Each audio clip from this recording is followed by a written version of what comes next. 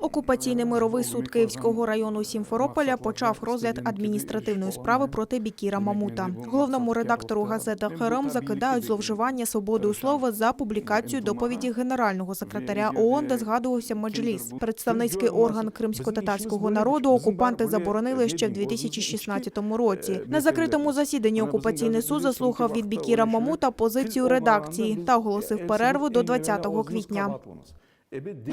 Вивчення своєї релігії – не злочин. Про це Ісмет Ібрагімов, якому окупанти закидають тероризм, заявив на засіданні Південного окружного військового суду, що в російському Ростові-на-Дону. Він обурився звинуваченням, що він буцімто самотужки планував захопити владу в Криму. Заявив, що немає нічого спільного з екстремізмом і тероризмом, а лише вивчав іслам. Он сказал, что религия ислам не приветствует и полностью отторгает какие-либо террористические, экстремистские действия, какие-то насильственные действия в отношении людей, граждан, не имеет значения против кого, не в зависимости от религии или вероисповедания или национальности. Обвинительное заключение – это очередное шаблонное уголовное дело. Следствие, по сути, даже не напрягается, штампует эти уголовные дела.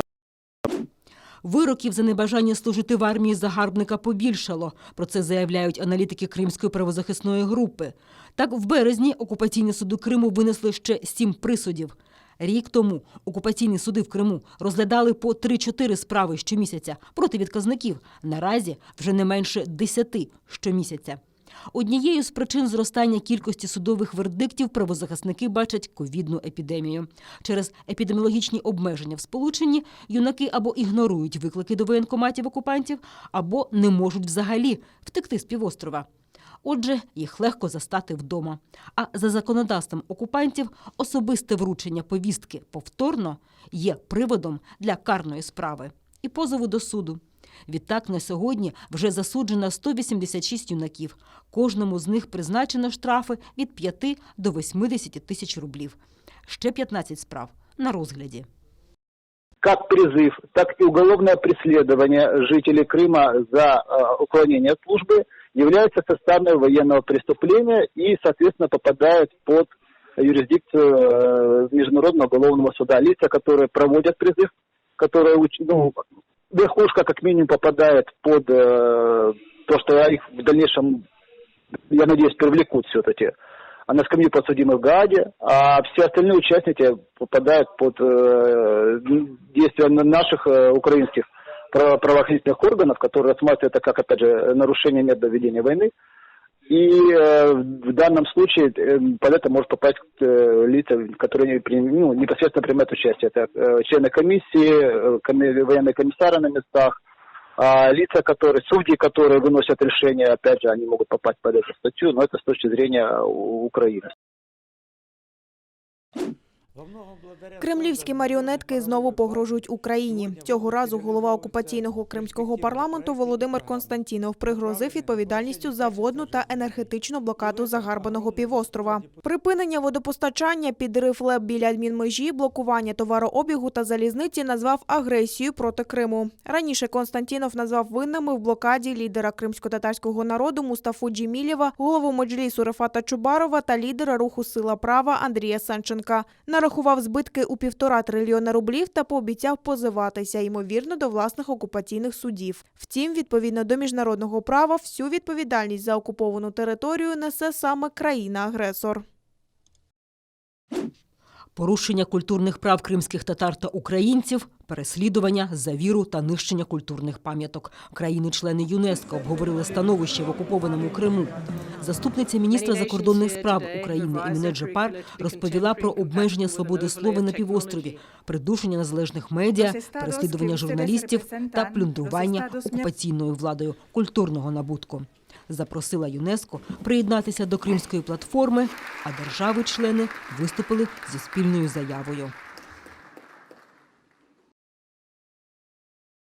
Заява засуджує системну репресивну політику Російської Федерації проти свободи ЗМІ, переслідування журналістів, обмеження доступу до релігійних установ та мілітаризацію освітніх, наукових та культурних закладів. Делегації висловлюють стурбованість повідомленнями про незаконні археологічні розкопки, шкідливі консерваційні роботи та незаконну передачу культурних цінностей. Держави-члени ЮНЕСКО також закликали Російську Федерацію забезпечити безперешкодний доступ міжнародних механізмів у сфері захисту прав людини на територію Криму.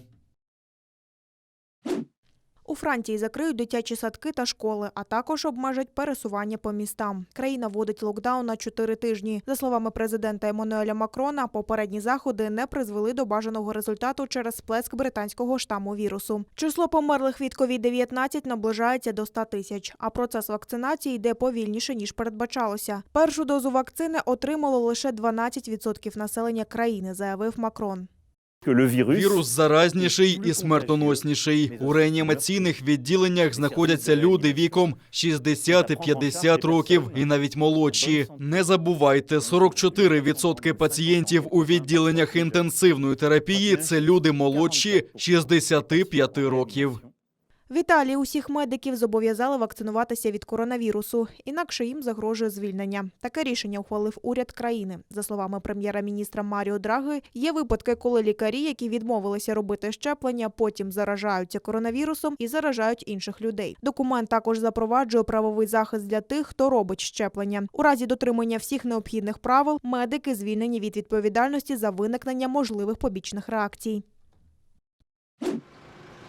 У Польщі добова кількість смертей від коронавіруса досягла рекордного рівня для 2021 року – 653 людини. Також було зафіксовано найбільше ковід-інфікованих за добу з початку пандемії – майже 33 тисячі. Система охорони здоров'я країни не справляється, а у деяких регіонах закінчуються вільні апарати ШВЛ. У Польщі живе 38 мільйонів людей. З них обидві дози вакцини отримали понад 2 мільйона поляків. Служби порятунку та швидкої допомоги не тільки в Сосновіце та й усій Польщі у цей важкий час не справляються. Ми робимо усе можливе, але не все здійснювано.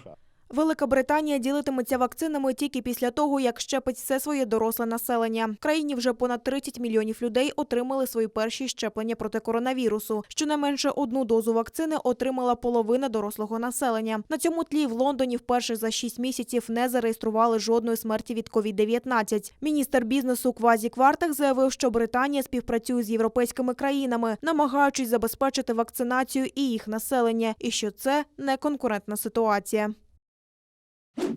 Окупанти обстріляли українські позиції поблизу 5 населених пунктів. Біля Пісків та Водяного, що на Приазов'ї, били з гранатометів, великокаліберних кулеметів та стрілецької зброї. А на підступах до Світлодарська, Луганського та Золотого-4 ще й із автоматичних, станкових та ручних протитанкових гранатометів. В лавах Об'єднаних сил без втрат. В штабі операції зазначають, що ворог вчиняв провокації після засідання тристоронньої контактної групи, де окупанти відмовилися гарантувати припинення вогню. Окупанти активізували роботу з дообладнання старих та облаштування нових оборонних позицій. Так, 31 березня передовими підрозділами Збройних сил України зафіксовано виконання інженерних робіт збройними формуваннями Російської Федерації і створення нових укріплень в напрямку лінії розмежування на околиці Калинівки, що на тимчасово окупованій території Донецької області.